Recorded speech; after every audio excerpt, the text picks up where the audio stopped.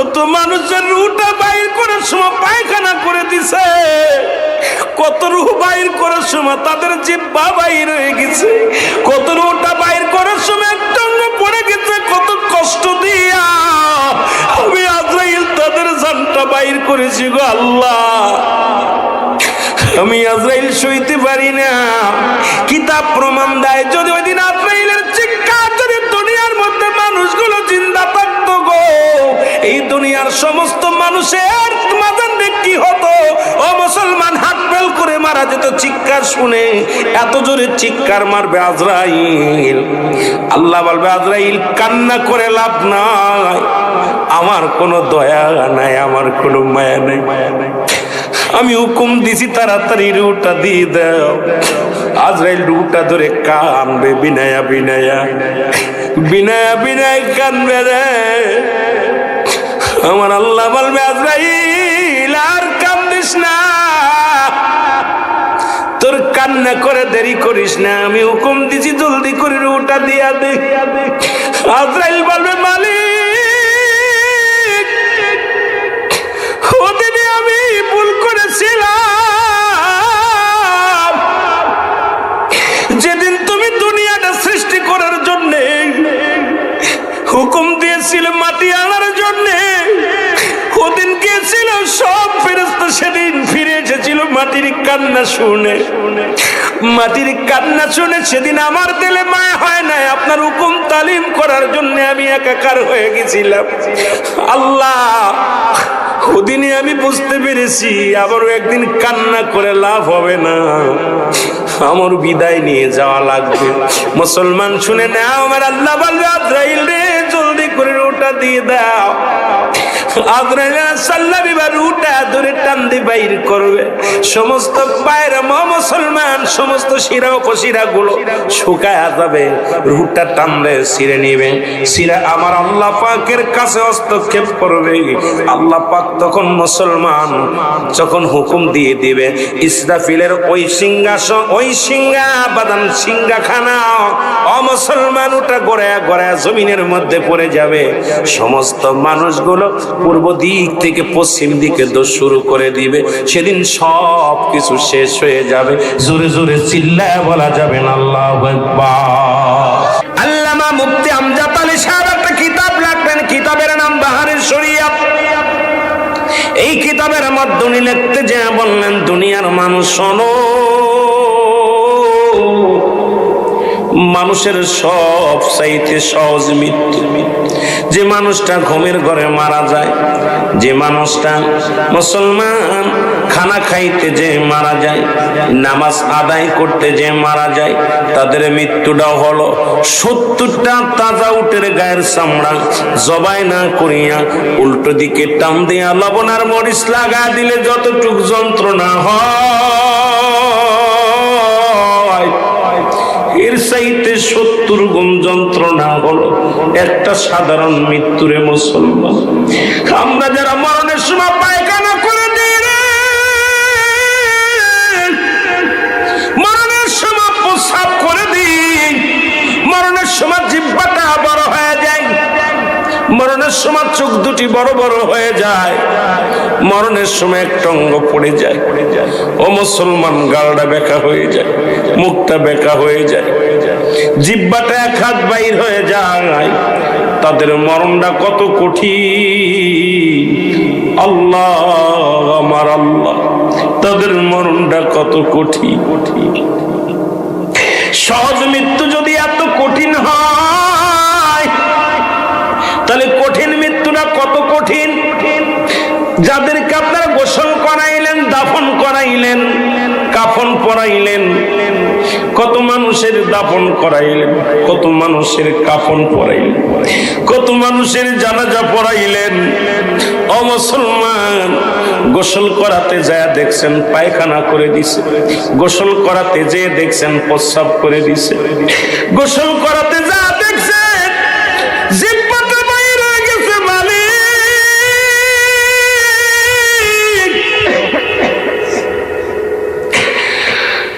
আল্লাহ,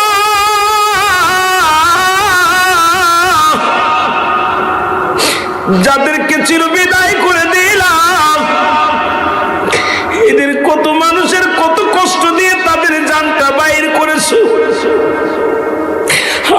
আমার রুহটা কেমনে বাইর হবে কেউ বলতে পারি না। ব্যক্তির জীবনের অমূল্য সম্পদের নাম হলো রুহু। এই রুহুবিহীন বডির কোনো মূল্য নাই।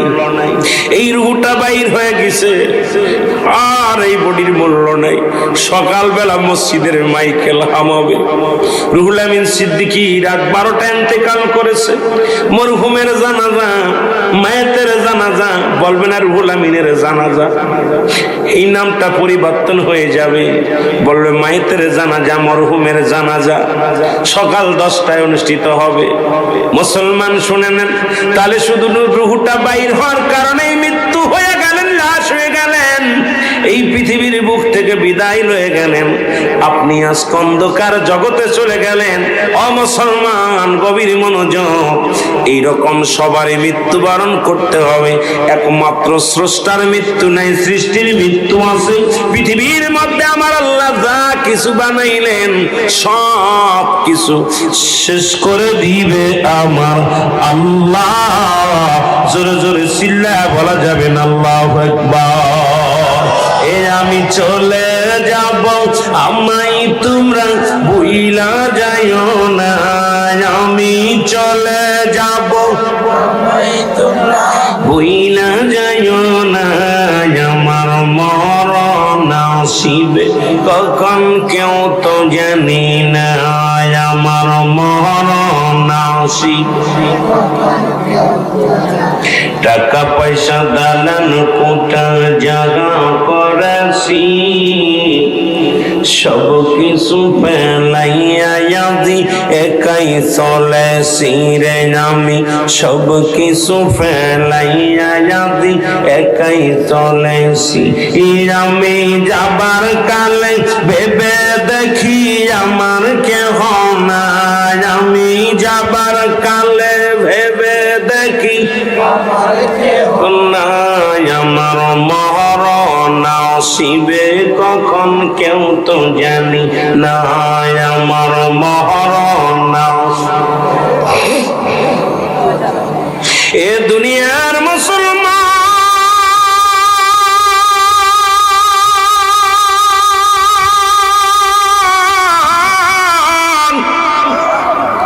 কত রাজা, কত বাদশা, কত টাকাওয়ালা, কত বাড়িওয়ালা গো, এই জমিনের মধ্যে যাদের ভয় এলাকার মানুষগুলো থরথর করে কাঁপতো, যাদের ভয়ে কথা বলতো না, আজকে তারা কোথায়? তারা সবাই কবরের জগতে শুয়ে আছে। ওই কবরের উপরে দিয়ে কুত্তা ছেলে পায়খানা করে, কবর থেকে খেদানোর মতো ক্ষমতা আল্লাহ দেয় নাই। ঠিক কি? মাতবারের যন্ত্রণায় এলাকার মানুষগুলো চলতে পারত না। জোয়ারদার গোষ্ঠীর অবস্থা ছিল কঠিন, বিশ্বাস গোষ্ঠীর অবস্থা ছিল কঠিন। লাঠিয়াল বাহিনী ছিল, টাকার গরম দেখাইতো, ক্ষমতার দাপট দেখাইতো। আজকে তারা কোথায়? তারা দুনিয়া থেকে বিদায় হয়ে গেছে। ওই কবর উপরে দিয়ে কুত্তা শেলে পায়খানা করে, মুসলমান গরু ছাগলে ঘাস খায়। কবর থেকে খেদানোর মতো ক্ষমতা নাই, কথা বলার মতো ক্ষমতা নাই। আজকে এত মস্তানি করলা, এতটা কার জন্য তুমি মস্তানি করো? কার জন্য তুমি নেতামি করো? কার জন্য তুমি ঘুষ খাও? কার জন্য সুদ খাও? কার জন্য এত বাড়াবাড়ি করো গো? পৃথিবীর কেউ তোমার না, কেউ তোমার নয়। সুতরাং এই দুনিয়ার মিশে দুনিয়ার পিছে পড়িয়া জীবনটাকে বরবাদ করো না। আমার মাওলার গোলামি করো, ওই দুনিয়া থেকে নয়, আখেরাতের বাদশাহ হওয়ার জন্য। যদি আখেরাতে যদি কামিয়াব হতে চাও, আখেরাতে যদি আল্লাহর জান্নাত পেতে চাও, এই দুনিয়ার মুখে লাথি মেরে দাও। দুনিয়া দুনিয়া বাদ দাও রে মুসলমান। দুনিয়ায় তোমার আঁকড়ে ধরবে। দুনিয়া ছেড়ে দিয়ে যখন তুমি মাওলার প্রেমে পড়ে যাবে গো, এই দুনিয়ার সব ত্যাগ করে আমার মাওলার প্রেমে পড়ে যাবে গো। তুমি দুনিয়া আখিরাত দুইটায় কামাই করতে পারবা রে মুসলমান। এই জন্য আমি আপনাদেরকে বলে যাই, নিঃশ্বাসের বিশ্বাস নাই, কখন যেন মালাকুল মউত আসে ধরা পড়ে যাও। আল্লাহ ওই মরণের আগে একবার বোঝার তৌফিক দান করো, আমরা যেন ঈমান নিয়ে মরতে পারি, আমল নিয়ে মরতে পারি। জোরে জোরে চিল্লায়া বলা যাবে না আল্লাহু আকবার। আমি চলে যাব, আমায় তোমরা ভুইলা যাইও না। আমি চলে যাব, আমায় তোমরা ভুইলা যাইও না। আমার মরণ আসিবে কখন কেউ তো জানি না। আমার মরণ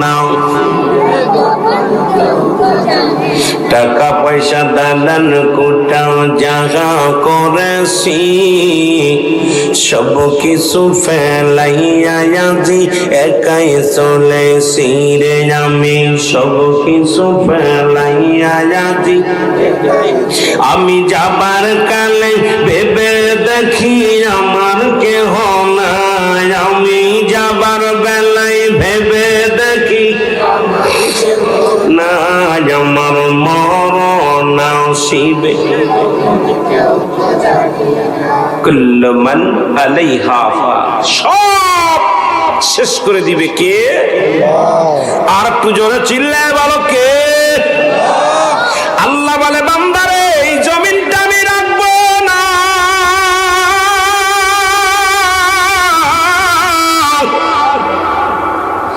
যে জমিনের জন্য মারামারি হাঙ্গামা শুরু করছো, পরে সম্পদ তুমি লুটে নিতেছো, এক ভাই হয়ে আর এক ভাইয়ের মাথায় বাড়ি লাগাইতেছ, মিথ্যা মামলা দিয়া গায়ের জোরে ভোগ দখল করো গো। আল্লাহ কয়ে বান্দার এই জমিনটা আমি রাখবো না, জমিনটা পোড়ায়া বানাবো তামা। কি বানাবো? কি বানাবে জোরে বল? তামা বানায়া দিবে আমার আল্লাহ। এই জমিনটা পুরা তামা বানায়া দিবে। এই জমিনের মধ্যে মুসলমান 3 ভাগ পানি, 1 ভাগ মাটি। এই মাটির জন্য কত হাঙ্গামা, মাটির জন্য কত জেল জরিমানা, মাটির জন্য কত হত্যাকাণ্ড। এই মাটি ফাঁকি দিয়া ভাইয়ের সম্পদ লুট করে নিলাম, বোনের সম্পদ লুট করে নিলাম, প্রতিবেশীর সম্পদ গুলো লুট করে নিলাম। এই মাটিগুলো থাকবে না, আমার আল্লাহ পুড়ায়া বানাবে তামা। এই জমিনের মধ্যে 3 ভাগ পানি, এটা পুড়ায়া বানাইবে আমার আল্লাহ। চাই কি বানাইবে? এই জমিনের যত পানি আছে পানিগুলো পুড়ে হয়ে যাবে ছাই। যেদিন কিচ্ছু বলতে কিচ্ছু থাকবে না, থাকবে শুধু আমার আল্লাহ। কি থাকবে? থাকবে কে বলেন? আর একটু জোরে বলেন কে থাকবে? আমার আল্লাহ থাকবে। আল্লাহ কয় বান্দারে যেদিন কিচ্ছু থাকবে না, সব কিছু চূর্ণ বিচ্ছিন্ন করে দিব। পাহাড়টাকে ডসায় দিব, জমিনটাকে পোড়ে তামা বানায় দিব, জমিনের পানিগুলো পোড়ে ছাই বানায় দিব, জমিনের গাছপালাগুলো সবগুলো আমি শেষ করে দিব। জমিনের মধ্যে কোনো কীট পতঙ্গ থাকবে না। সেদিন থাকবো শুধু আমি আল্লাহ। আর আমি আল্লাহ থাকবো আমার হাবিবের ভালোবাসা নিয়ে। জোরে জোরে চিল্লা বলা যাবে না আমার হাওয়া।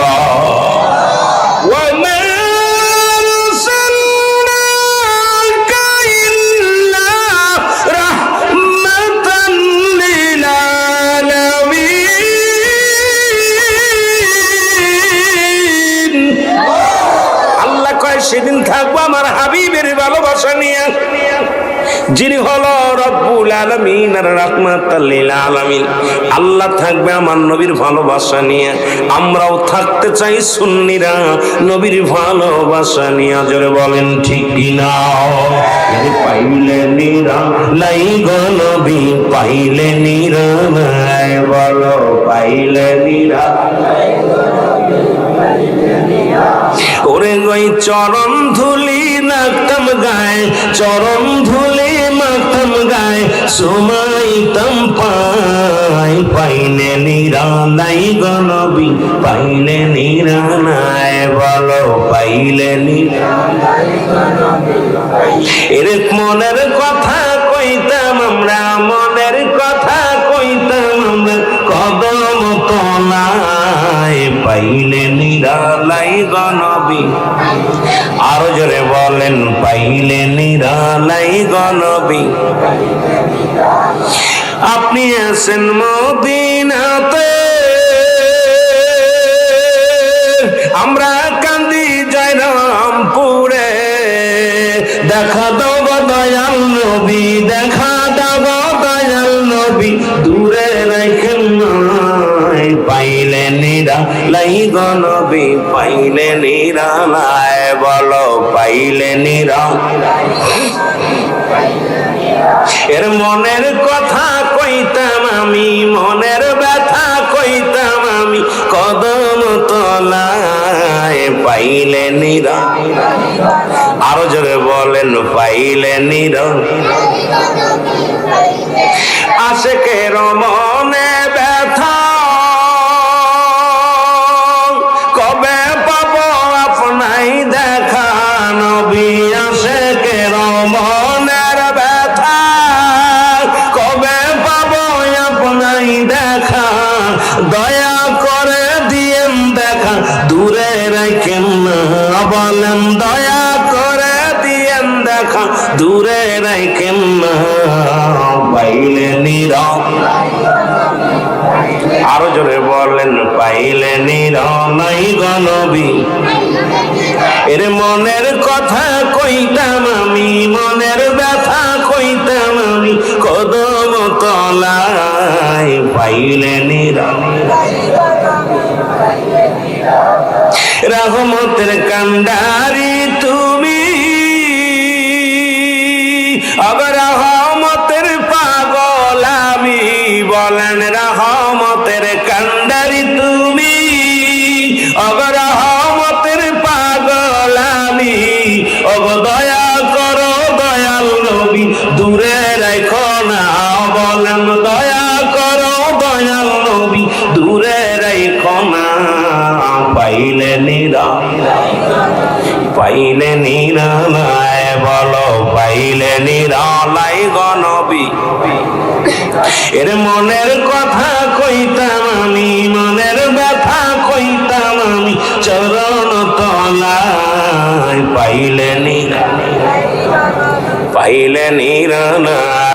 একজন নবী এখনো জান্নাতের মধ্যে আছে জীবিত, চারজন নবী এখনো জীবিত দুনিয়ার মধ্যে আছে।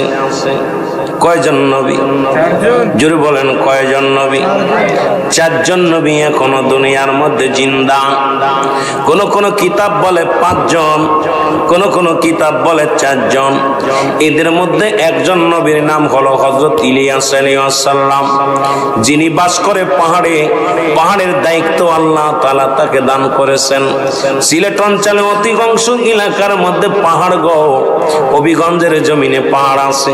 এই বড় বড় পাহাড়ের দায়িত্বগুলো আল্লাহ দিয়েছেন যে নবীর উপরে, সেই নবীর নাম হলো হযরত ইলিয়াস আলাইহিস সালাম। জোরে বলো মারহাবা। পাহাড়ের দায়িত্ব কোন নবীরে দিছে? এর আগে কি শুনছেন বাবা? নামটা কি? হযরত ইলিয়াস আলাইহিস সালাম, যাকে আল্লাহ তাআলা পাহাড়ের দায়িত্ব দিয়েছেন। কিসের দায়িত্ব? জোরে বলেন কিসের দায়িত্ব? পাহাড়ের দায়িত্ব দিয়েছেন। পানির দায়িত্ব দিয়েছেন একজন নবীরে, যার নাম হলো হযরত খিজির আলাইহিস সালাম। আল্লাহ তাআলা যে দায়িত্ব তারে অর্পণ করেছেন, সেই দায়িত্ব নিয়ে উনি আছেন, সেই নবীর নাম হলো হযরত মুসলমান যে কি নাম? হযরত খিজির আলাইহিস সালাম। একজন নবী আমার নবীর উম্মত হয়ে আসবেন, নামটা জানা আছে? নামটা কি? আমার বাবা নামটা কি? আখির নবী রাহমাতুল লিল আলামিনের উম্মত হইয়া, আমার আপনার মতো উম্মত হইয়া এই দুনিয়ার মধ্যে আগমন করবেন, যিনি আফসোস করেছিল আমার আল্লাহ আমাকে আপনি নবী বানাইছেন, আমি ঈসা ইবনে মরিয়ম নবী হতে চাই না গো আল্লাহ, আমাকে আপনি লয়ে যান।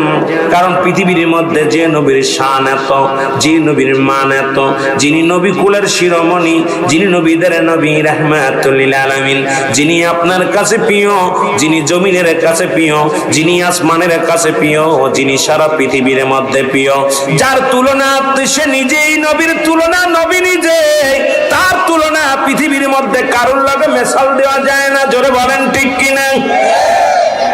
আমার নবীর সঙ্গে কোনো মেশাল চলে না। তবে আমার দেশের কিছু তথাকথিত কিছু বেঈমানের দলেরা আমার নবীর ছোট বানাইতে চায়, আমার নবীর খাটো করতে চায়, আমার নবীর সম্মানকে তারা ছোট করে দেখে।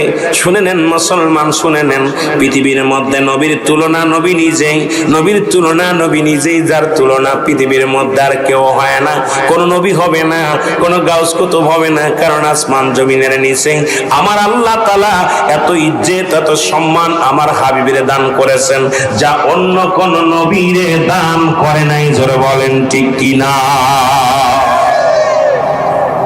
এই নবীর উম্মত হতে পেরে খুশি না বেজার? জোরে বলেন খুশি না বেজার? এ আমার ভাইরা, এই নবীর উম্মত হয়ে আসবেন হযরত ঈসা ইবনে মরিয়ম আলাইহিস সালাম।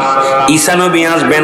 আরেকজন নবী আছেন এখনো জান্নাতের মধ্যে, তার নাম হলো তৃতীয় নাম্বার নবী, যার কথা বলতেছিলাম মুসলমান, যার নাম 4 নাম্বার নবী হলো হযরত মুসলমান ইদ্রিস আলাইহিস সালাম, যিনি দুনিয়ার মধ্যে আগমন করেছেন, যিনি এখনো জীবিত অবস্থায় জান্নাতের মধ্যে আছে। তবে কোন কোন কিতাব দ্বারা প্রমাণ হয় তার মৃত্যু হয়েছে, মৃত্যু হওয়ার পর আবার তাকে জিন্দা করা হয়েছে, জিন্দা করার পর এখন তিনি জিন্দা অবস্থায় জান্নাতের মধ্যে আছে। আরেকজন নবীর কথা উল্লেখ করেছেন কিতাব, যার নাম হলো হযরত জাকারিয়া আলাইহিস সালাম, যিনি গাছের মধ্যে প্রবেশ করেছিল। আল্লাহর সাহায্য ব্যতীত তিনার ধারণা ছিল আমার গাছ সাহায্য করবে। ওদিন যখন বেঈমান কাফেরের দলেরা, মুনাফিকের দলেরা হযরত জাকারিয়া আলাইহিস সালামকে দাবড় দিয়েছিলেন মারার জন্য, হত্যা করার জন্য, জাকারিয়া আলাইহিস সালাম দৌড়াইতে দৌড়াইতে যা দেখে একটা গাছ, আল্লাহর কাছে সাহায্য না চেয়ে সাহায্য চেয়েছিল, গাছ তুমি তাড়াতাড়ি ফাঁক হয়ে যাও। সঙ্গে সঙ্গে গাছটা যখন ফাঁক হয়ে গেলেন, ভিতরে হযরত জাকারিয়া আলাইহিস সালাম প্রবেশ করলেন। এই গাছটাকে ইহুদি খ্রিস্টানেরা কাটলেন, কাটিয়া এই গাছটারে ফাড়াইলেন, করাত দিয়ে ফাড়াইলেন, এরপরে এটা আগুন দিয়ে পোড়াইলেন। তাদের ধারণা জাকারিয়া আলাইহিস সালামকে পোড়ায়া দিছে। না না বাজান, না, মরে নাই, আমার আল্লাহ তারে উঠায় নিয়ে গেছেন। তবে পৃথিবীর মধ্যে পাঠাইবেন কি পাঠাবেন না এমন কোন বাদান, এমন কোন কিতাব দ্বারা আমরা প্রমাণ পাই নাই। এই জন্য বলতে পারবো না উনি আসবেন। তবে ঈসা আলাইহিস সালাম যে আসবে বহু কিতাব প্রমাণ করে দিয়ে গেছে। জোরে বলেন ঠিক কিনা? এই 5 জন নবীর কথা মুসলমান শুনে নেন। হযরত ইদ্রিস আলাইহিস সালাম জান্নাতের মধ্যে আছে গো। ইদ্রিস আলাইহিস সালাম কোনদিন মেহমান ছাড়া খানা খাইতেন না। উনি মেহমান ভালোবাসতেন। যেমন আপনাদের জন্য খাবারের ব্যবস্থা করছেন, তাবারকের ব্যবস্থা করছেন, সুন্দর তাবারকের ব্যবস্থা করেছেন মাহফিল কমিটির ভাইরা। ইদ্রিস আলাইহিস সালাম কোনদিন মেহমান ছাড়া খানা খাতেন না। কারণ মেহমান পাইলে ইদ্রিস আলাইহিস সালামের একটা সুন্নাত, বেশি যত মেহমান খাওয়াবেন, মেহমানদের ভালোবাসবেন। আজকে যে বাড়িতে আমরা বিশ্রাম নিয়েছি দেখলাম অনেক মেহমান আসতেছে, যাইতেছে, খাচ্ছে, অত্যন্ত আনন্দ পাচ্ছে বাড়িওয়ালা ভাই। যত মেহমানদারি করে ততই মনে যেন তৃপ্তি পায়, আনন্দ পায়। এ আমার ভাইরা, আমার বন্ধুরা, ইদ্রিস আলাইহিস সালাম একদিন নয়, দুদিন নয়, 3টা দিন পার হয়ে গেল, কোনো মেহমান পায় না। জোরে বলেন আল্লাহু আকবার। কোনো মেহমান পায় না। ইদ্রিস আলাইহিস সালাম একটু খানা খায় না, পানিও খায় না। বসে বসে চিন্তা করে, আল্লাহ মেহমান যদি না পায় আমি খানা খাবো না, মেহমান না পাইলে আমি 1 গ্লাস পানিও পান করবো না। 3-4টা দিন অতিবাহিত হয়ে গেলেন, কিন্তু ইদ্রিস আলাইহিস সালাম ক্ষুধার্ত অবস্থায় রাস্তার কোণে দাঁড়ায় আছে। মেহমান কোথায় পাবে? কোনো মেহমান পায় না। রাস্তা দিয়ে কোনো মানুষও যায় না, কারো ধরে খাওয়াইতেও পারে না, নিজেও খায় না। আল্লাহ বলে, আমার বন্ধু না খেয়ে আছে, কষ্ট পাবে আমার আল্লাহ। আল্লাহ ডাকতে বলে, জিবরিল দৌড়ে যাও, দৌড়ে যাও, ওরে আমার ইদ্রিস নবী আজ কোনদিন না খেয়ে আছে, আমার বড় কষ্ট হয়, তাড়াতাড়ি যাও, ওরে খাবারের ব্যবস্থা করো,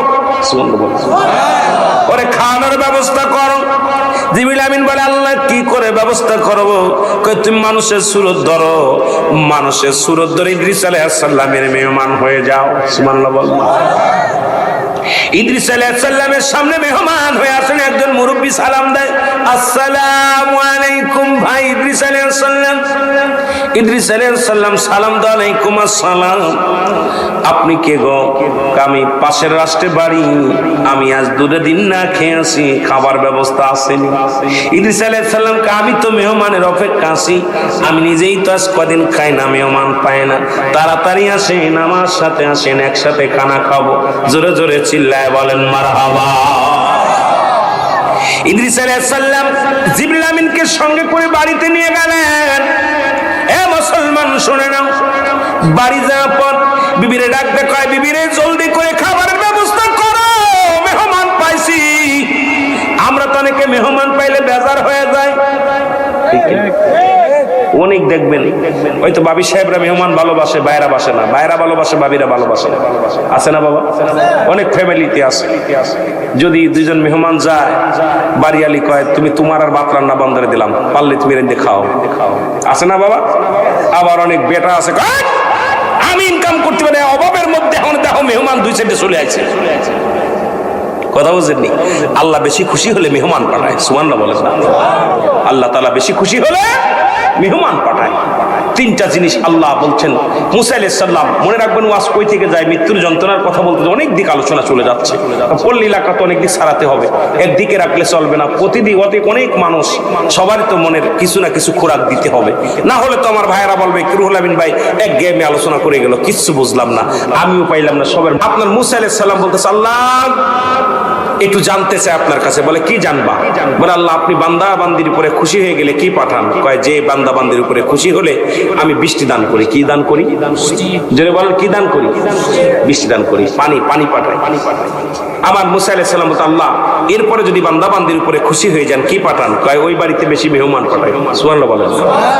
তাহলে আপনাদের উপর আল্লাহ খুশি হয়েছে মিলেই এই মাহফিলটা হয়েছে, মেহমান আসছে আপনাদের মাঝে, এই কমিটির উপরে, এই মাহফিল এলাকাবাসীর উপর আল্লাহ খুশি না হলে মেহমান, আপনারা সবাই মেহমান, আমরাও মেহমান। সুবহানাল্লাহ বলেন না? মুসা আলাইহিস সালাম বলতেছে, আল্লাহ তারপরে যদি বেশি খুশি হন কি পাঠান? আল্লাহ কয় ওই ঘরে বেশি বেশি কন্যা সন্তান দান করুন। সুবহানাল্লাহ বলেন, আরো জোরে বলেন না? কন্যা সন্তান দান করি। আহা, এটাও আল্লাহর রহমত। মেয়ে হলে আপনারা খুশি হবেন বেশি, মেয়ে হলে বেশি খুশি হবেন, কারণ মেয়ে আল্লাহ তাআলার দান।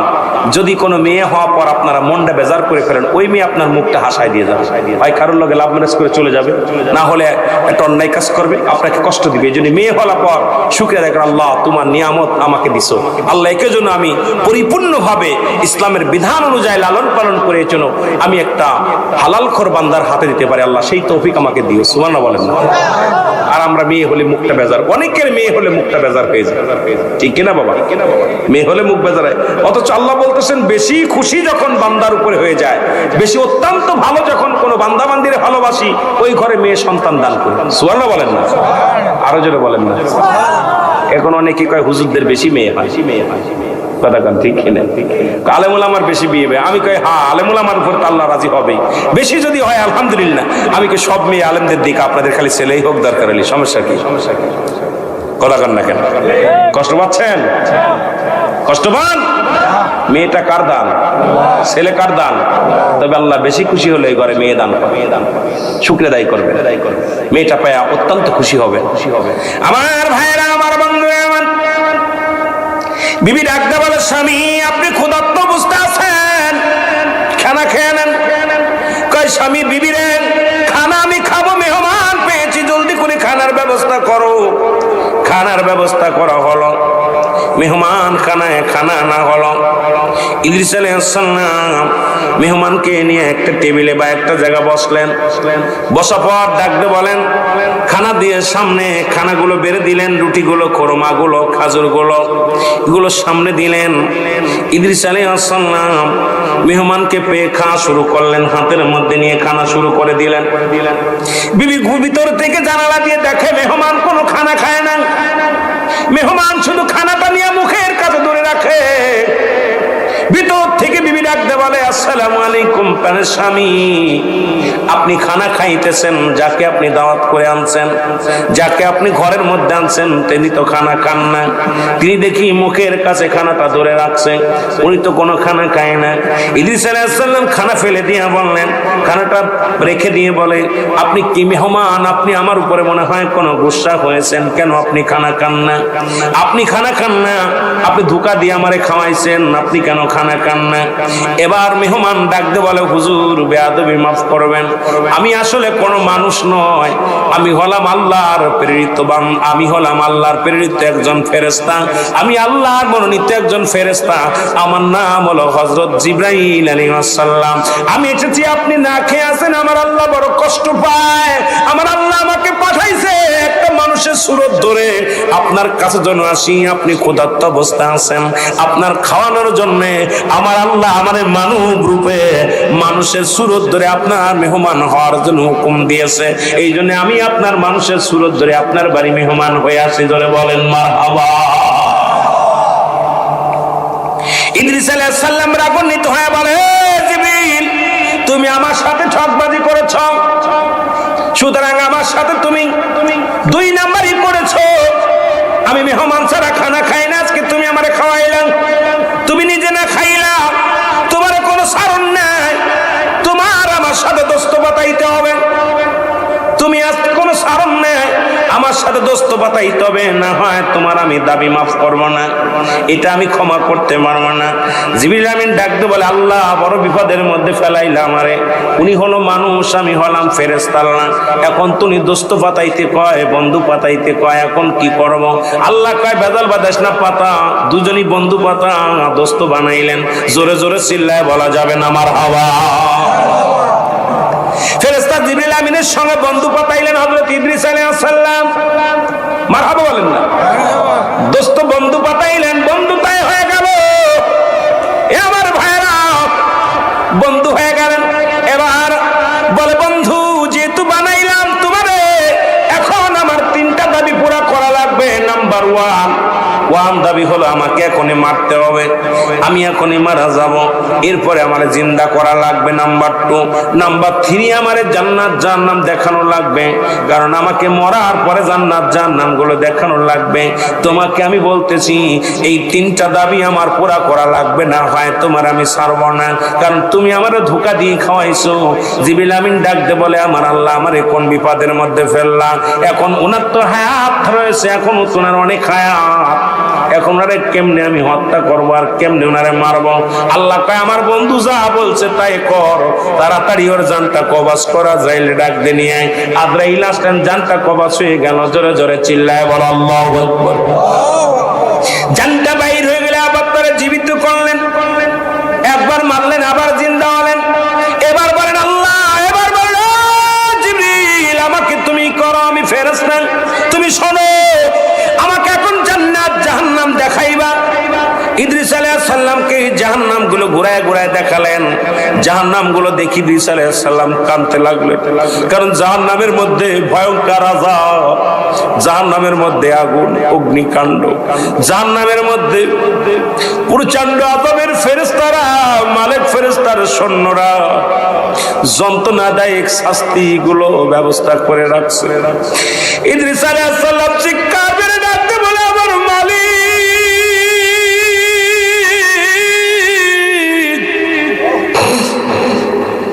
তুমি যাদেরকে জাহান্নামে দিবা,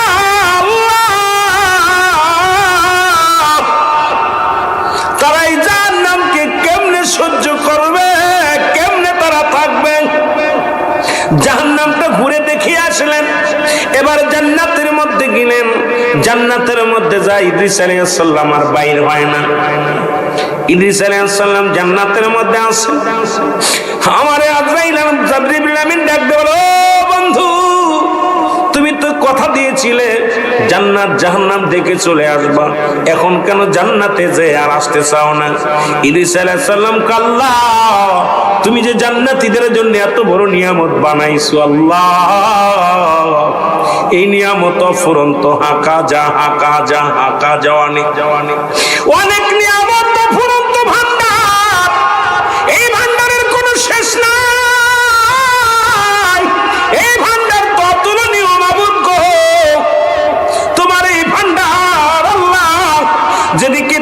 সেদিকেই নিয়ামত, যেদিকে তাকাই সেদিকেই নিয়ামত। জোরে বলেন মারহাবা। আমি আর জান্নাত থেকে যাব না। ইদ্রিস আলাইহিস সালাম কে ডাকতে বলেন, কে ডাকতে বলেন? এ মুসলমান শুনে না, কে ডাকলেন? জিবরিল আমিন ডাকতে, দোস্ত আপনি তো বলেছিলেন দেখে চলে আসবে, এখন আসেন না কেন? এক দড়ি চলে আসলেন জান্নাত থেকে, এসে হাজিরা দিয়া আবার দৌড়ে ভিতরে চলে গেলেন। যা ভিতরে যা ইদ্রিস আলাইহিস সালামকে ডাকতে, আসেন আসেন। আর ডাকতে বলেন, জিবরিল বাবা, মানুষের জন্ম হয় কয়বার? কয়েকবার। মানুষের মৃত্যু হয় কয়বার? একবার। মানুষ জিন্দা হয় কয়বার? একবার। মানুষকে জান্নাতে দেয় কয়বার? কয়েকবার। তাহলে তুমি তোমার পথ দেখো, আমার পথ আমি দেখি। কারণ আমার মৃত্যু হয়েছে একবার, জন্ম হয়েছে একবার, জিন্দা হয়েছে একবার। আমি জান্নাত থেকে আর যাব না, জান্নাত থেকে আর একটা মিনিট আমি বাইরে হব না। আমার দাদু ভাইয়েরা শুনে নেন, এই দৃশ্য দেখলেন মাস্টার ইবলিস। কে দেখলেন? ইবলিস এবার ইদ্রিস আলাইহিস সালামের মূর্তি বানাইলেন। অনেক লম্বা ইতিহাস, এটা যদি বলি অনেক হিন্দু ভাইয়ের আবার কষ্ট পাবে, কথাগুলো না বললে নয়। সনাতন ধর্মের ভাইয়েরা শোনেন, ইদ্রিস আলাইহিস সালামের মূর্তি বানাইয়া মাস্টার ইবলিস চলে আলেন ইদ্রিস আলাইহিস সালামের বাড়িতে। বাড়িতে এসে বলে, ইদ্রিস আলাইহিস সালামের ছেলেদের কাবলাদেরকে ডাকতে বলে, ছেলেরা শোনো, বৎসরা শোনো, তোমার আব্বা জান্নাতের মধ্যে আছে, তার একটা ছায়া আমার কাছে দিয়ে দিছে, এই নাও।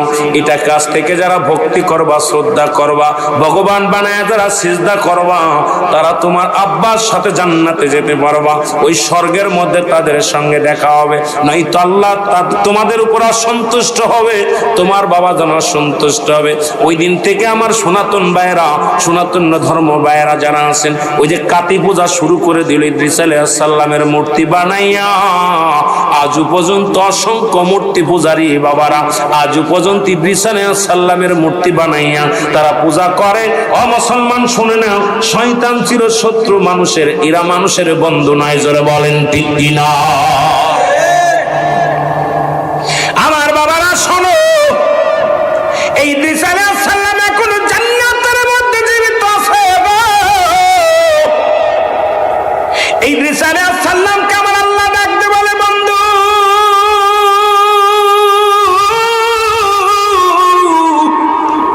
তুমি আমার জান্নাত পায়া কত খুশি, কত খুশি।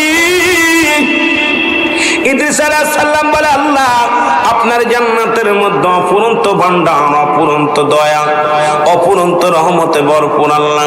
তবে তোমার আজরাইল আমার সঙ্গে ভালো ব্যবহার করে নাই। তোমার আজরাইল আমার জানটা নিছে, আমার গা থেকে এখনো যন্ত্রণা যায় নাই। আল্লাহ ডাকতে বলে, আজরাইল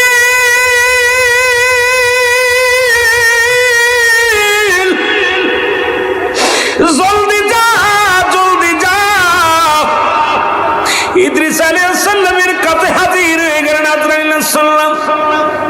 আজরাইল বলে, হুজুর আপনি কি জানতে চান? ইদ্রিস আলাইহিস সালাম বলে, আজরাইল রে, আগে বলো আমার রূহটা তুমি কেমনে বাইর করেছো? বলে, হুজুর পৃথিবীর সব মানুষের রূহ বাইর করার জন্য, জানটা বাইর করার জন্য আমি পৃথিবীর মধ্যে আগমন করি না। আমার পা থাকে জমিনের মধ্যে, মাথা থাকে আসমানের মধ্যে। আমি এত বড় দানব,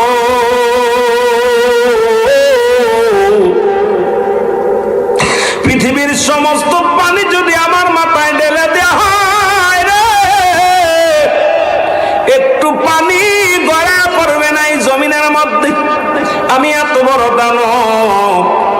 ও মুসলমান শুনে নাও, আপনার রূহটা বাইর করেছি।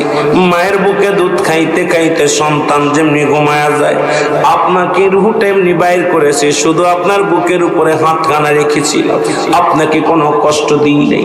এর ইদ্রিস আলাইহিস সালাম ডাকতে বলে, আজরাইল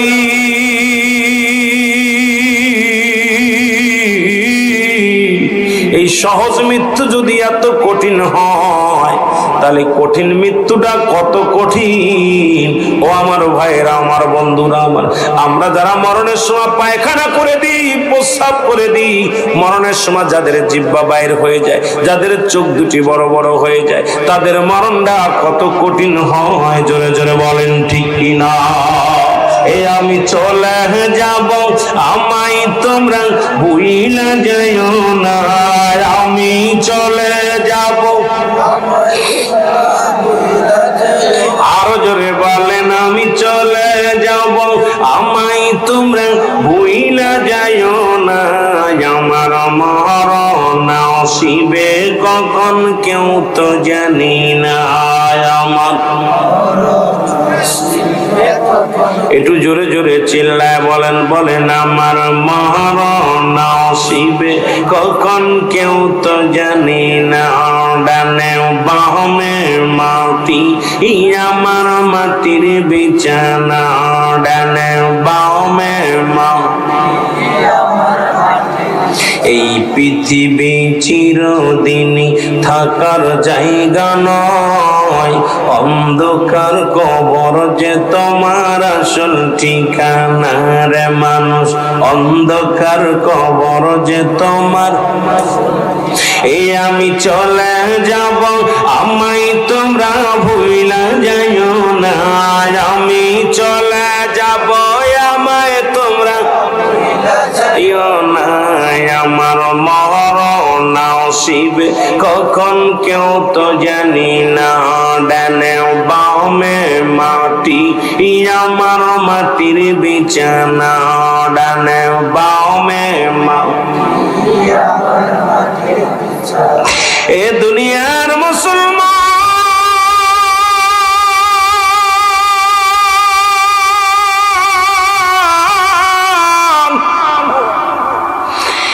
মরণের পেয়ালা পান করতে হবে গো। মরণ থেকে পালানোর কোন রাস্তা নাই। পালাইতে চেয়েছিল রে মুসলমান। এ মুসলমান শুনে নেন, সাদ্দাত বাদশা, যিনি সাদ্দাত একটা জান্নাত বানাইল, আপনারা সবাই জানেন রে মুসলমান। ও মুসলমান, তিনি একটা জান্নাত বানাইলেন। জান্নাতের বিবরণ শুনিয়া শুনিয়া মুসলমান উনি সুন্দর একটা জান্নাত বানাইয়া এই জান্নাতের মধ্যে উনি নিজে যাবে। আল্লাহর জান্নাতকে প্রত্যাখ্যান করলেন যে আমি আল্লাহর বানানো জান্নাতে আমি যাব না, নিজে আমি জান্নাত বানাইয়া এই জান্নাতের মধ্যে আমি যাব। আল্লাহু আকবার বলে। আমার আল্লাহ জানা দিলেন, সাদ্দাত তুমি তোমার বানানো জান্নাতের মধ্যে ঢুকতে পারবে না। জান্নাত বানানো হয়ে গেল, সুন্দর একটা জান্নাত বানাইলেন। এই জান্নাতের মধ্যে ঢুকবে, কবে ঢুকবে বলে অমুক দিন ঢুকবে। আমার আল্লাহ আজরাইল অমুক দিন 10টার সময় সাদ্দাত জান্নাতের মধ্যে ঢুকবে। একটা পা যেন জান্নাতের মধ্যে না দিতে পারে, ওকে ঢোকার আগে দুনিয়া থেকে বিদায় করে দিতে হবে। সাদ্দাত চালাক কম নয়, শত শত সাদ্দাত বানাইলেন জান্নাতের চারিপাশে বানাইয়া, নকল সাদ্দাত বানাইয়া, নকল রুহুল আমিন সাজাইয়া, নকল রুহুল আমিন এইরকম বানাইয়া সাদ্দাত নকল জান্নাতের চারিপাশে ঘোরা রাখছেন। আজরাইল সাল্লাম এসে দেখে রে জান্নাতের চারিদিকে শুধু সাদ্দাত আর সাদ্দাত দাঁড়ায় আছে। আজরাইল ডাক দে বলে, আমার মালিক, এখন তো আমি বড় বিপদের মধ্যে আছি গো আমার আল্লাহ। এখন বড় সন্বেকন কইরা বিশাল একটা ঝামেলার মধ্যে আছে। আল্লাহ আপনি বলেছেন সাদ্দাতের জানটা কবজ করতে। এখন শত শত সাদ্দাত জান্নাতের চারিপাশে দাঁড়ায় আছে, জান্নাতের গেটের মধ্যে দাঁড়ায় আছে। আসল কোনটা আমি আসলটারে পাইতেছি না, জানটা কবজ করব কারটারে আমি পাই না। আমার আল্লাহ আজরাইল দাঁড়াও, ঠিক সময় যখন হয়ে যাবে আমি হুকুম দিয়েছি যে টাইমটা, ওই টাইমটা যখন আসবে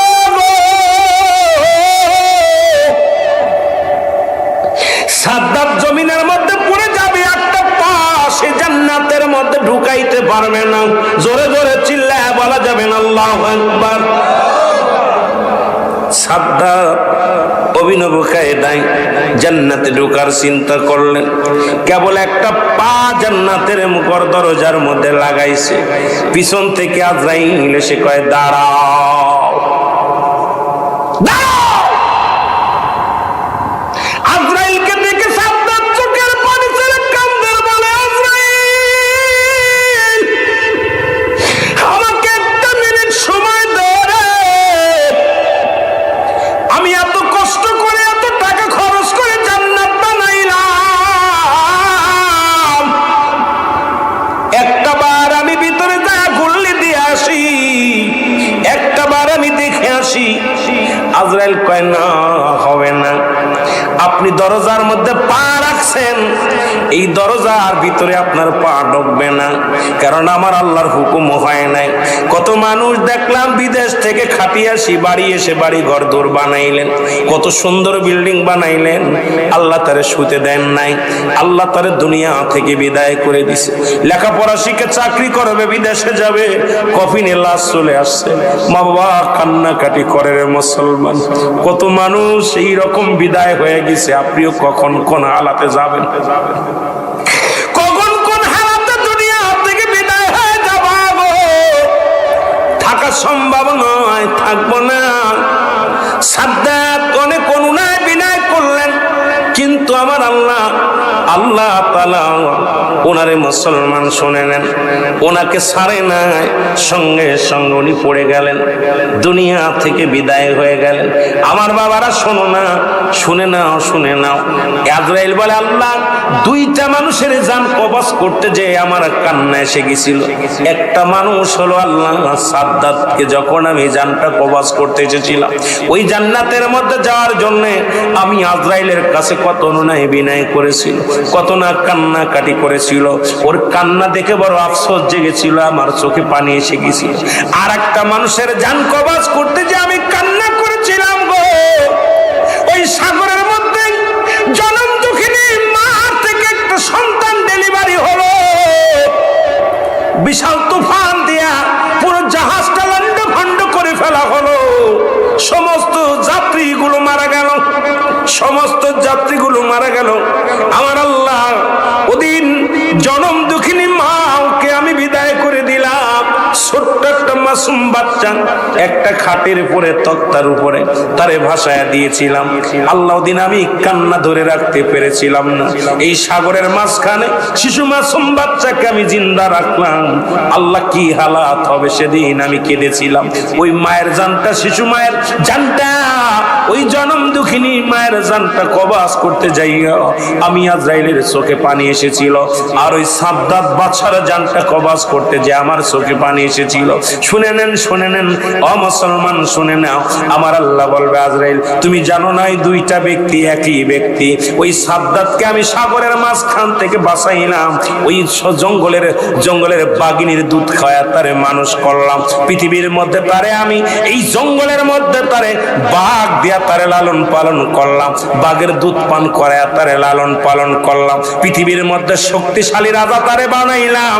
আমি আল্লাহর সঙ্গে নাফরমানি করিয়া নিজেই বাদশাহী বানাই, নিজেই বাদশাহী হলেন, নিজেই রাজ্যতয় বানাইলেন, নিজেই কি করলেন, জান্নাত বানাইলেন। ওই দুটি লোক একই লোক। আজরাইল শুনে রাখো, ওই দুটি লোক ছোট্টবেলা সেই শিশু বাচ্চাটাই হলো বড় হয়ে মুসলমান। ওই সাদ্দাত জোরে জোরে চিল্লায়া বলা যাবে না আল্লাহু আকবার। এ দুনিয়ার মুসলমান শুনে নাও গো, তালি বুঝা গেল এক নম্বর বিপদ হলো মানুষের মরণ। এই মরণের মধ্যে থাকলেই তো রাত শেষ হয়ে যাবে। ও মুসলমান শোনো, পৃথিবীর তারপর দুই নম্বর বিপদ হলো মানুষের কবর। কবর বলতে বোঝায় মানুষের মৃত্যুর পর থেকে শুরু করে কিয়ামত জগৎটাকে বলা হয় কবরের জগৎ। পৃথিবীর মধ্যে সবচেয়ে শেষে যিনি মৃত্যুবরণ করবেন তিনিও 50,000 বছর বা 500 বছর 5,000 বছর ওই কবরের জগতে থাকতে হবে। কোন কিতাব বলে 50,000 বছর কবরে থাকা লাগবে। এই কবরে কোনো সময় নাই, কবরে কোনো সকাল আর রাত নাই, কবরে শুরু আছে কোনো শেষ নাই, শেষ হলো কিয়ামত পর্যন্ত। ও মুসলমান শুনে নাও, কিয়ামত পর্যন্ত পৃথিবীর কোন মানুষ জিন্দা থাকবে না। দুনিয়ার মধ্যে যখন সবকিছু শেষ হয়ে যাবে গো, তখন থাকবে চারজন ফেরেশতা। আমার আল্লাহ দেখতে বলবে আজরাইল, ও আজরাইল, দুনিয়াটা শেষ করলা, জমিন শেষ করলা, আসমান শেষ করলা, সবকিছু তুমি বিলা ফেললা আজরাইল। এখন জীবিত আছে কে কে বলো? বলবে আল্লাহ আমি আছি, আমি আজরাইল, আছে জিব্রাইল, আছে মিকাইল, আছে ইসরাফিল, আল্লাহ আর আছেন আপনি। আমরা 5 জন। কয়জন? জোরে বলেন কয়জন? 5 জন। আল্লাহ বলবে তোরে আজরাইল, জিব্রাইলের জানটা তুমি বাইর করে নিয়ে আসো, দেরি করো না, দৌড়ায়া যাও, আগে চলে যাও, ইসরাফিলের জানটা কবজ কার কবজ? ইসমাবার। মুসলমান শুনে নাও, চলে যাও, জিব্রাইলের রূহটা বাইর করো। জিব্রাইলের রূহটা বাইর হয়ে গেল, থাকলো 3 জন। কয়জন? 3 জন থাকলো। আর আমার আল্লাহ বলে আজরাইল কয়জন আছে? বলে আল্লাহ জিব্রাইলের রূহটা তো বাইর হয়ে গেল, এখন আছি আমি আজরাইল আর মিকাইল আর ইসরাফিল, আল্লাহ আর আছেন আপনি, আমরা 4 জন জিন্দা। আমার আল্লাহ বলে যাও যাও, মিকাইলের জানটা বাইর করে নিয়ে আসো। এই মিকাইলের জানটা যখন বাইর করে আনবে, থাকবে তখন আজরাইল আর থাকবে মুসলমান, ইসরাফিল। মুসলমান 2 জন আর আমার আল্লাহ বলবে আজরাইল কয়জন আছে? আর বলে 2 জন আছি আমরা, নিয়ে আসো, যাও, চলে যাও, ইসরাফিলের কাছে চলে যাও। ইসরাফিলের সিংহাটা যেন জমিনের মধ্যে পড়ে না, এটা ঝুলন্ত অবস্থায় রেখে দেবা। ইসরাইল তোমার রূহটা তাড়াতাড়ি দিয়ে দাও, দেরি করো না। আজরাইল আল্লাহ এটা কি শুনাইলেন? সবার রূহ তো আমি কবজ করলাম। আল্লাহ আসমান জমিনের নিচে যত ছিল, এই জমিনের উপরে আসমানের নিচে যত লোক ছিল, সমস্ত মাখলুকাতের রূহটা আমি বাইর করেছি। আল্লাহ এখন শুধু জিন্দা আছি আমি আজরাইল একা। আপনি আছেন স্রষ্টা, আমি হলাম সৃষ্টি। আমাকে আপনি সৃষ্টি করেছেন, স্রষ্টা হলেন আপনি, হুকুমদাতা গো আল্লাহ। এখন আমি দুনিয়ার মধ্যে জিন্দা আছি। আমার আল্লাহ বলবে আজরাইল তোমার রূহটা বাইর করে দাও। বলবে আল্লাহ আমি কেমনে এই কাজটা করব? কয় নিজের গলার মধ্যে মুখের মধ্যে হাত ঢুকায়া দাও, মুখের মধ্যে হাত ঢুকায়া দিয়া তোমার হাতে তোমার রূহটা ছিনে এনে দাও। জিবরাইল বাদন আজরাইল আলাইহিস সালাম নিজের গালের মধ্যে হাতটা ঢুকায়া দিল। এর হাতটা ঢুকায়া দিলে যখন এই পাখিটারে ধরবে, একটা চিৎকার মেরে কাঁদবে, বলে আল্লাহ আমার মালিক, এই মৃত্যু যন্ত্রণা এত কঠিন আমি আগে জানি না রে।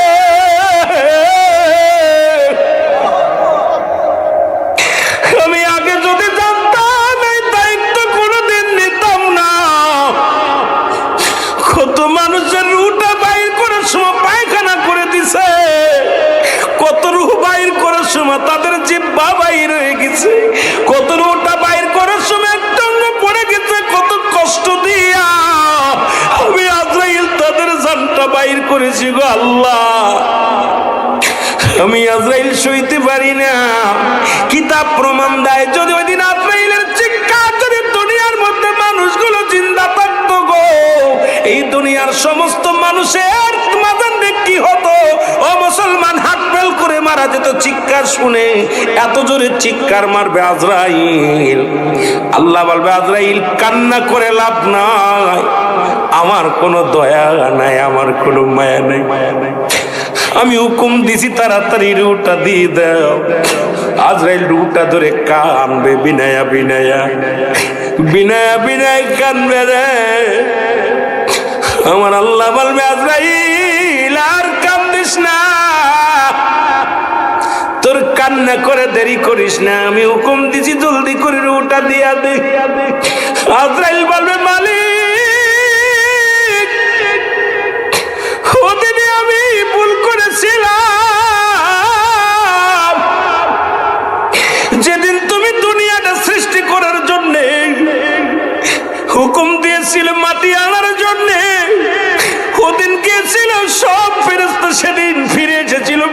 কান্না শুনে, মাটির কান্না শুনে সেদিন আমার দিলে মায়া হয় নাই। আপনার হুকুম তালিম করার জন্য আমি একাকার হয়ে গেছিলাম।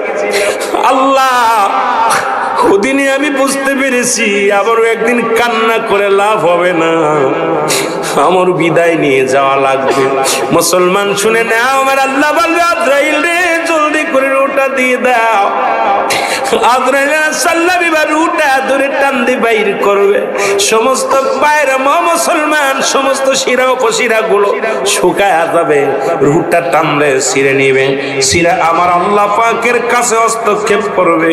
আল্লাহ পাক তখন মুসলমান যখন হুকুম দিয়ে দিবে, ইসরাফিলের ওই সিংহাসন, ওই সিংহা বাদান সিংহাখানা অমুসলমান ওটা গড়ায় গড়ায় জমিনের মধ্যে পড়ে যাবে। সমস্ত মানুষগুলো পূর্ব দিক থেকে পশ্চিম দিকে দৌড় শুরু করে দিবে। সেদিন সব কিছু শেষ হয়ে যাবে। জোরে জোরে চিল্লায় বলা যাবে না আল্লাহু আকবার। একটু মহব্বতের সঙ্গে দুরূদ শরীফ পড়েন আল্লাহুম্মা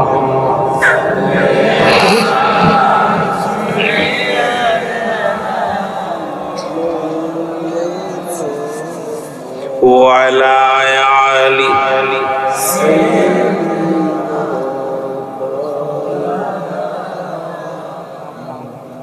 ও তুমি আসবে কবে দেখা দিতে এই গোলামের ঘরে গো নবীজি? আসবে কবে এই গোলামের ঘরে?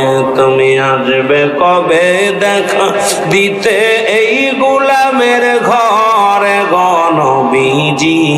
আসবে কবে এই গোলামের? ও নবী ও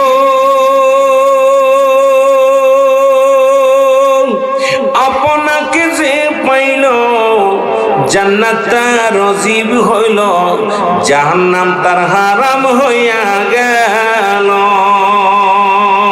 ওগো এই আশিকের বেদনা বুঝাইলে কেউ বোঝে না, এই আশিকের বেদনা বুঝাইলে কেউ, শুনাইলে কেউ শুনিতে চাই না।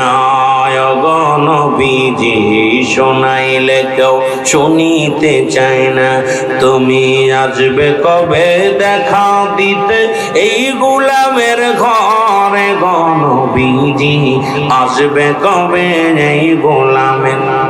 একটু মহব্বতে বলেন, তুমি আসবে কবে দেখা দিতে এই গোলামের ঘরে গো?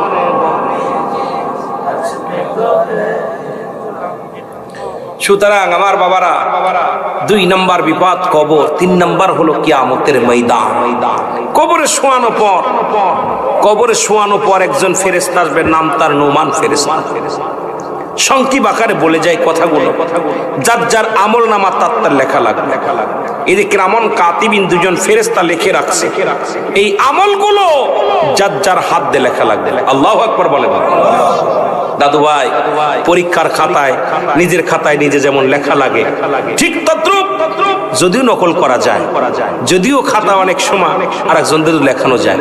এখন কি অনেকে, এটা আপনাদের দেশেও দেখলাম এবছরে ইন্টারের এক ক্লাসে কয়শো ছাত্রের জন্য জীবন নষ্ট করছে প্রিন্সিপাল সাহেব। 500 ছাত্র যে পাস করাই দিব, আসলে পরে দেখা গেছে রোল রং সব বদলে গেছে, সব ফেল করছে। এইরকম কিয়ামতের ময়দানে সালসাতারি করে লাভ হবে না। এই দুনিয়াতে সালসাতারি করবেন, ঘুষ খাবেন, সুদ খাবেন, জেনা ব্যভিচার অন্যায় করবেন, কিন্তু কবরে শোয়া পর আপনার আমল নামে লেখা লাগবে। 2টা ফেরেশতা আসবে, একটা ফেরেশতার নাম হলো নুমান ফেরেশতা, আর একটা ফেরেশতা আসবে মুনকার নেকির। মুনকার নেকির আসার আগে যে ফেরেশতা আসবে তার নাম হলো নুমান ফেরেশতা। উনি আসা আপনাকে উঠাবে, জাগাবে, জাগানোর পরে 2টা কাগজ দিবে। এই কাগজ একটা হলো বদির কাগজ, একটা হলো নেকির কাগজ। এগুলো বান্দা নেকির কাগজটা দিবে, লেখা লাগবে 80 বছর 50 বছরের জিন্দেগি মিনিটের ভিতর লেখা হয়ে যাবে। আর যেটা খারাপ কাগজ অন্যায় করবেন সেইটা উনি লিখতে যাবে। আর কাফনের কাপড় হবে আপনার কাগজ, কি হবে? কাফনের কাপড়। আর ডান হাতের শাহাদত আঙ্গুল মুবারক হবে কলম, মুখে থুতু মুবারক হবে কালি। আল্লাহু আকবার বলেন না? অনেক বিস্তারিত আলোচনা। এটাকে নিয়ে বিশ্লেষণ করে আলোচনা করলে আমার আরো 1-1.5 ঘন্টা সময় যাবে, আপনাদের কষ্ট হবে। আমার দাদু ভাইরা, এই ব্যক্তি যতক্ষণ পর্যন্ত লেখা হবে না ততক্ষণ পর্যন্ত তাকে আঘাতের পর আঘাত মাস শুরু হবে, এমন পিটানো শুরু হবে। ডান দিক থেকে ধাক্কা মারবে, বাম দিকের হাড্ডিগুলো ডান দিকে চলে যাবে, ডান দিকের হাড্ডিগুলো বাম দিকে চলে যাবে। উপর থেকে চাপ দেওয়া হবে, নিচের দিকে চাপ দেওয়া হবে, মন মাটি নিচে চলে যাবে, কয়েকশো গোজ মাটির নিচে আবার টান দিয়ে বাইর করা হবে। তাকে আঘাতের পর আঘাত দেওয়া হবে, যতক্ষণ পর্যন্ত লেখা হবে না তখন সারা হবে না। যখন তার আমল নামাটা নিজ হাতে লেখা হয়ে যাবে তখন বান্দা গলার মধ্যে এইভাবে লটকায় থুয়ে আফসোস করে নোমান ফেরেশতা বলবে, আফসোস, আহা, তুমি দুনিয়ার 60 বছরের জিন্দেগি, 80 বছরের জিন্দেগি তুমি অবহেলায় পাঠাইছো। তোমার জন্য অপেক্ষা করতেছো ওই কাফের বেঈমান মুনাফিকদের জন্য প্রস্তুতি করতে 7টা জাহান্নাম। তুমি জাহান্নামের অধিবাসী, জাহান্নাম তোমার ঠিকানা। আফসোস করতে করতে চলে যাবে, বান্দা তুমি ভুল করেছো। আর যারা জান্নাতি তাদের জন্য শুভ সংবাদ দিয়ে দিবে, জান্নাতি উপরে আমল নামাটা থাকবে ভালো। বল বান্দা, ও ইদ্দাতুল মুমিনিন, মুমিন মুত্তাকিনদের জন্য প্রস্তুতি করে রাখছে 8টা জান্নাত। সুবহানাল্লাহ বলেন, আরো জোরে বলেন আল্লাহু আকবার। কয়টা জান্নাত? 8টা জান্নাত। আফসোস করে বলবে বান্দা, শীতের দিনে ওযু করে নামাজ পড়ছস, গোসল করছস, পবিত্রতা থাকছস, এই দুনিয়ার মধ্যে বন্দেগী করছিস, আল্লাহ জিকির করছিস, দুনিয়ার মধ্যে হারাম খাইস নাই, হালাল খাইছিস, বান্দা তুই আজকে ভাগ্যবান। 8টা জান্নাতের দরজা খোলা থাকবে, 8টা জান্নাতের নিয়ামত ওই কিয়ামত পর্যন্ত ভোগ করবে। জান্নাত থেকে ঘ্রাণ আসবে, জান্নাত থেকে খাবার আসবে, জান্নাত থেকে হুরগেলেমান আসবে, জান্নাত থেকে সুগন্ধি আসবে, জান্নাত থেকে নিয়ামতগুলো আল্লাহ পাঠিয়ে দিবে, ফেরেশতারা নিয়ে আসবে। আর জাহান্নামের ফেরেশতারা ওই অগ্নিকাণ্ড থেকে ভয়ঙ্কর আযাব যেগুলো, সেগুলো আপনার কবর পর্যন্ত পৌঁছায় দিবে। আমার ভাইয়েরা, এটা হবে কবরের জগৎ। এই জন্য আমি আপনাদের পায়ে ধরে বলে যাই, হাতে ধরে বলে যাই, এই জিন্দেগির মধ্যে সৎ পথে থাকেন যদি বাঁচতে চান, কারণ আমার আপনার জিন্দেগি কিন্তু শেষ হয়ে যাচ্ছে। ওরে জিন্দেগি তোর যায় ফাঁকি দিয়া রে সোনার নিশিতর যায় ফাঁকি দিয়া। বলেন জিন্দেগি তোর যায় ফুরা ইয়া রে সোনার আদম, নিশিত যায় ফাঁকি। ও আদম রে, রং তামাশাই কাটাইলি, খুদার বিধান মানিলি, কবরেতে কি হবে উপায়? ও আদম রে, রং তামাশায় কাটাইলি, খোদার বিধান না মানিলি, কবরেতে কি হবে উপায়? থাকতে সময় চিনলি না, সময় গেলে আর পাবি না। থাকতে সময় চিনলি না, সময় গেলে আর পাবি না। একদিন যাবি কবর মাঝারে সোনার আদম, জিন্দেগি তোর যায় ফুরাইয়া।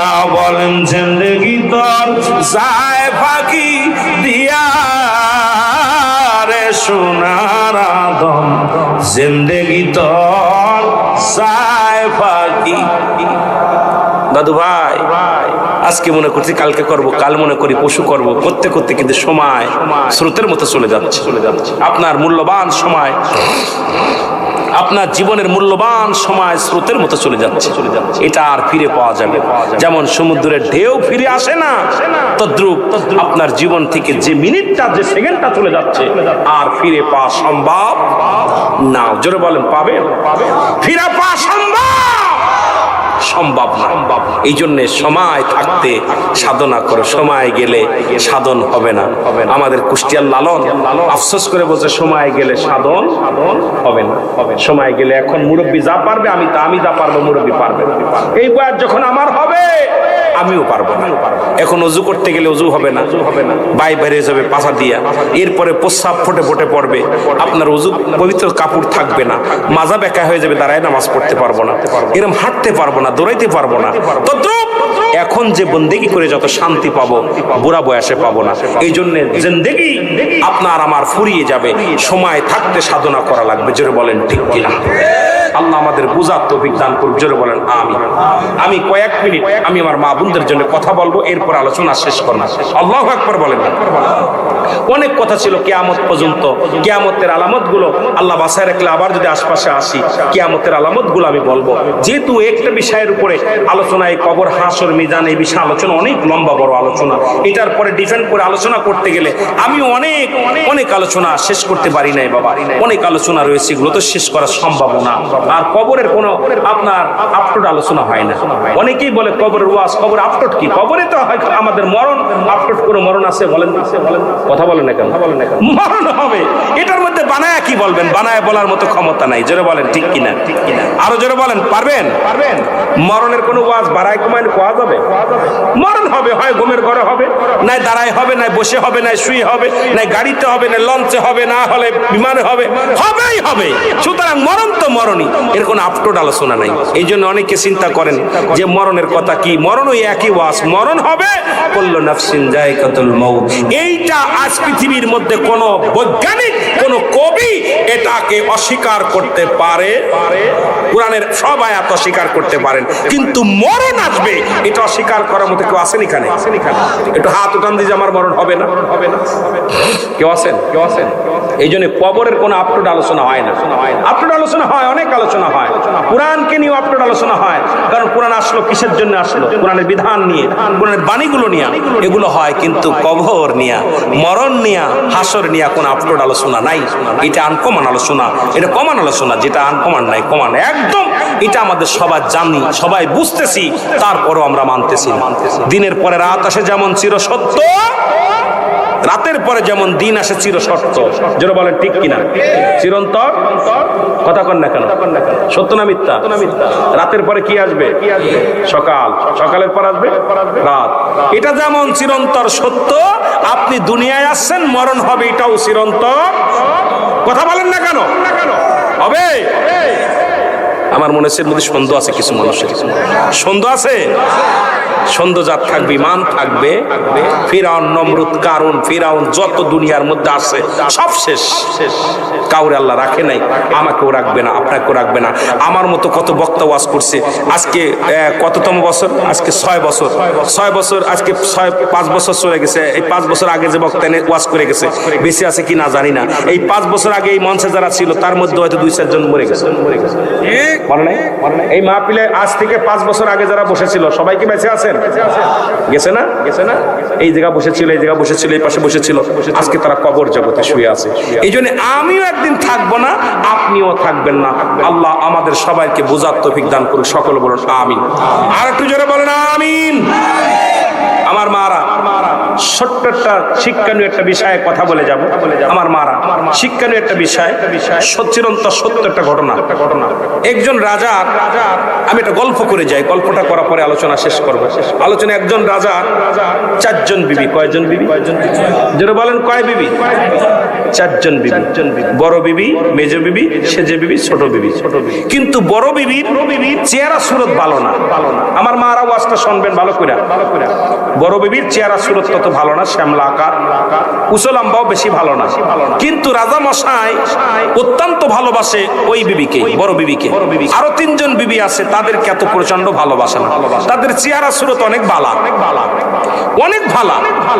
এখন রানী প্রতিদিন ওই 3 বিবি রাজাকে বলে যে আমাদের তো চেহারা সুরত ভালো, দেখতে শুনতে ভালো, আমাদের রূপগুণ ভালো, আমাদের যৌবন বয়স, অল্প বয়স, কিন্তু আপনি আমাদের চাইতে বড় বিবিরে ভালোবাসেন, বড় বিবির ভিতরে পাইছেন, বড় বিবির প্রশংসা করেন, বড় বিবিকে সম্মান করেন বেশি। রাজা শুধু এড়ে চলে যায়। রাজা বলে আমি তোমাদের প্রশ্নের জবাব আজকে দিব না, সময় মতো দিব। সুবহানাল্লাহ বলেন। মারা বলবো ওয়াজটা শুনবেন, বেশি অনেক লম্বা, 1-1.5 ঘন্টা লাগবে ওয়াজটা করতে, আমি 5-6 মিনিটই বলে দিব আলোচনাটা। এটা একটা শিক্ষণীয় বিষয়, সুন্দর একটা আলোচনাটা আমি আপনাদের অল্প করে দিয়ে যাচ্ছি। এবার রাজা মশাই উনি ওনার বিবি, সব বিবির সম্মান করে ভালোবাসে, ছোট বিবিদেরকেও সম্মান করে ভালোবাসে, বড় বিবিকেও সম্মান করে ভালোবাসে। কিন্তু ছোট 3 বিবি, এরা ছোট 3 রানী প্রচন্ড ক্ষিপ্ত হয়ে গেলেন। আমরা এত ভালোবাসি, কিন্তু আমাদের রূপ জৈবন ভালো, কিন্তু রাজা আমাদের প্রতি এত আকৃষ্ট না, কিন্তু বড় বিবিকে ভালোবাসে। হঠাৎ একদিন তিন বিবি এসে রাজার কাছে প্রশ্ন করলেন, রাজা মশাই আপনি, আমি আপনাদের রানী, ছোট রানী, মেজ রানী, সেজ রানী, কিন্তু এমন কি রূপ গুণ আছে, এমন কি গুণাগুণ আছে আপনার বড় বিবির মধ্যে, বড় রানীর মধ্যে, যাকে আপনি অনেক শ্রদ্ধা করেন, ভালোবাসেন, সম্মান করেন, কারণটা কি? বলেন আমি তোমাদের জবাব আজকে দিব না, আগামী শুক্রবারে দিব। শুক্রবার আসলো, রাজা রাজমহলে বসে আছে। হঠাৎ করে প্রহরীকে রাজকোষা থেকে সোনা দানা জোহর যা ছিল, রূপা সব কিছু আনতে বললেন, তোমরা নিয়ে আসো সব। আনা পর সামনে রেখে দিলেন। 3 বিবি, 3 আপনার 3 রানী ছুটে চলে আসলেন রাজার কাছে, বললেন আজকে তোমাদের আজকে প্রশ্নের জবাব দিব, তবে তোমাদের তার আগে আমি একটা সুযোগ দিব। সুযোগটা তোমার বড় গিন্নিকে ডাক দাও, আমার বড় গিন্নিকেও ডাক দাও। 4 রানী চলে আসলেন, 4 রানী 4 জন দাঁড়ায় গেলেন। রাজা বললেন আজকে তোমাদের সুযোগ হলো, আমার রাজকোষা থেকে যে স্বর্ণ অলংকার, সোনা দানা যেগুলো আনছি, আজকে তোমরা যে যেটা চাবা সেটা পাবা। এটা হলো তোমাদের সুযোগ। এই সুযোগ আমি সবসময় দিব না, আমি এরপরেই প্রশ্নের জবাব দিতে যাব। কিন্তু তোমাদের কাছে আমার একটা দাবি, যে যেটা ধরবা সেটা পাবা, কিন্তু যেটার ভিতর হাত দেবা ওইটাই তোমার হয়ে যাবে। সুন্দর করে সবাই, যে 3 রানী, একজন যে সোনার ভিতর হাত দিলেন, একজন হীরার ভিতর হাত দিলেন, আরেকজন যে বালাখানের ভিতর হাত দিলেন। বড় রানী দাঁড়ায় রইলেন। সুবহানাল্লাহ বলেন। বড় রানী দাঁড়ায় রইলেন। এখন রাজা বলে তুমি হাত দাও না কেন, দাঁড়ায় আছে। ছোট 3 রানী বলতেছে বোকা শোকা মানুষ, ও কি হাত দিবে, এর কি মূল্য বুঝবে? আজকে এত বড় সুযোগ, এই সুযোগ সবসময় আসবে না। যেহেতু আজকে রাজা মন থেকে বলতেছে, রাজমহল থেকে যে যা চাবে সেটাই পাবে। বড় রানী আস্তে আস্তে করে যে রাজার ঘাড়ের উপরে হাত দিছে। সুবহানাল্লাহ বলে। আর একটু জোরে বলে। রাজার ঘাড়ের ভিতরে বলতেছে, এখন বলছে যে তুমি কি চাইছো স্বর্ণ, তুমি চাইছো হীরা, তুমি কি চাইছো এটা সব। বড় বিবিকে বলতেছে রানী তুমি আমারে ধরলে, কয় হ্যাঁ আমি আপনাকে চাই। পৃথিবীর মধ্যে আপনি যদি আমার হয়ে যান, পৃথিবীর সবই তো আমার, সুতরাং আপনি আমার, সবই আমার। আপনি যদি আমার না হন, কিচ্ছু আমার প্রয়োজন নাই। জোরে বলেন সুবহানাল্লাহ।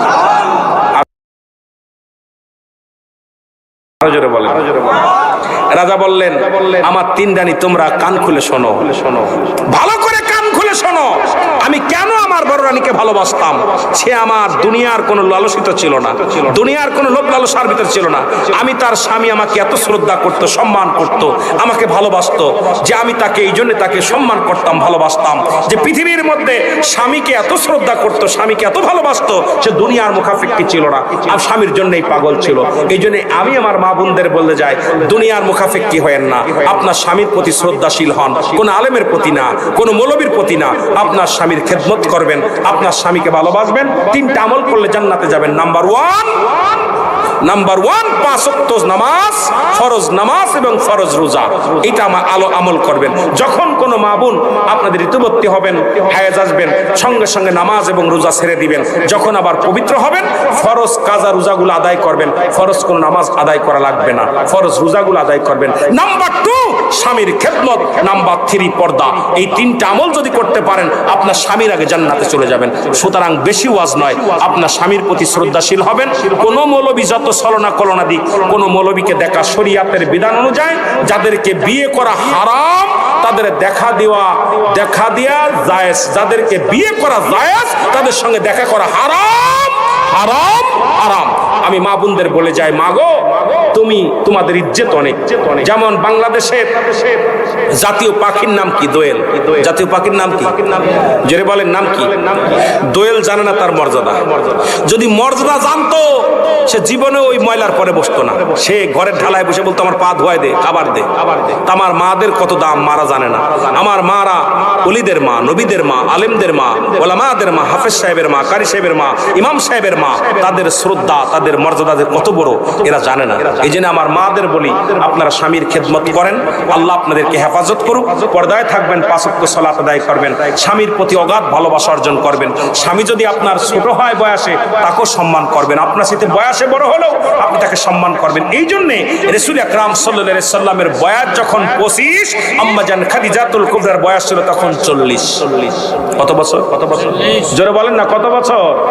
40 বছর। নবীজিকে কখনো ছোট বিলে অবহেলা করে নাই। নবীকে অত ভালোবাসতো, নবীকে এত ভালোবাসতো যে নবীর ভালোবাসার অতুলনীয় নবীজি খাদিজাকে বলতে পারে নাই। আবার নবীর বয়স যখন 53 বছর। কত বছর? জোরে বলেন না, 53 বছর। বিয়ে করলেন মা আম্মা জান আয়েশা সিদ্দিকা, তখন বয়স 6 অথবা 7 বা 9 বছর। 9 বছরে বাসর হলো, বা 7 বছরে বাসর, 9 বছরে বাসর হলো। তাহলে এটা দ্বারা প্রমাণ করে দিলেন নবীজি যে তোমার স্বামী যদি তোমার চাইতে বয়সে বড় হয় তবুও তাকে শ্রদ্ধা করো, খবরদার তাকে বুড়া বলো না, তাকে অসম্মান করো না। আবার যদি তোমার স্বামী তোমার চাইতে বয়সে ছোট হয় তবুও তাকে তুমি সম্মান করো, বেইজ্জতি করো না। আমি আপনাদেরকে মা বোনদের বলে, যে আপনাদের বলতেছি না, মা